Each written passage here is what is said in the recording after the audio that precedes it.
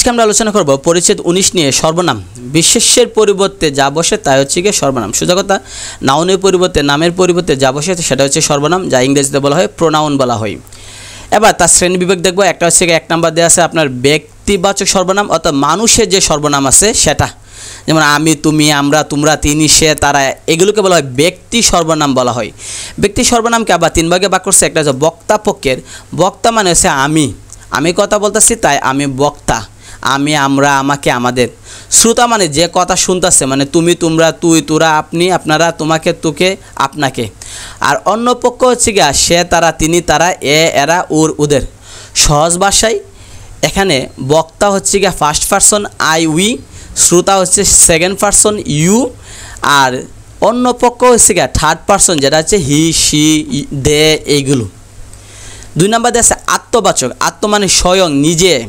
উদাহরণ দেখুন দেওয়া আছে, নিজে কথাটা যদি থাকে বা স্বয়ং কথা যদি থাকে তাহলে সেটা বুঝবেন যে আত্মবাচক। 3 নাম্বার দেওয়া আছে নির্দেশক। নির্দেশক মানে কোনো কিছু নির্দেশ করলে, যেমন এই, এরা, ইনি, এগুলো নির্দেশ করতেছে। 4 নাম্বার বলতেছে অনির্দিষ্ট, সুনির্দিষ্ট যদি না থাকে, যেমন কেউ, কোথাও, কিছু, একজন। আমি বললাম যে একজন বাহিরে দাঁড়িয়ে রয়েছে, সেই একজনটা কে সেটা নির্দিষ্ট নয়, তাই অনির্দিষ্ট বলা হয়েছে। কেউ বাহিরে দাঁড়িয়ে আছে, এখানে কেউ বলতে কে সেটা আমরা জানি না, তাই সেটা হচ্ছে অনির্দিষ্ট। প্রশ্নবাচক আমরা ভালো করে বুঝি, যদি প্রশ্ন করা হয় তাহলে সেটা হচ্ছে প্রশ্নবাচক, কে, কারা, কাকে, কার।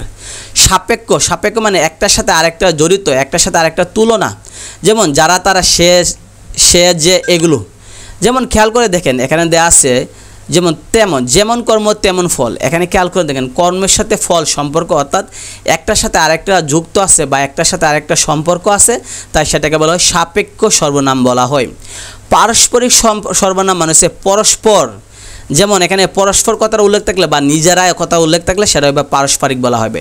সকলবাচক সর্বনাম মানে সকল কথাটা উল্লেখ থাকলে, যেমন সবার মধ্যে সকল আছে, সকলকে, সবার, সমস্ত, সব, এই শব্দগুলোর মধ্যে সকল কথাটা বোঝা যায়, তাই সেগুলোকে বলা হয় সকলবাচক। অন্যবাচক, যে শব্দের মধ্যে অন্যজনকে বোঝায় তাকে বলে অন্যবাচক, যেমন অন্য, অপর, পর, অমুক, এগুলো নিজেকে বোঝায় না, অন্যজনকে বোঝায়, তাই সেগুলোকে বলা হয় অন্যবাচক বলা হয়। এই হলো আপনার যে সর্বনাম নিয়ে আলোচনা, যে পরিচ্ছেদ 19-এ সর্বনাম সম্পর্কে বিস্তারিত আলোচনা।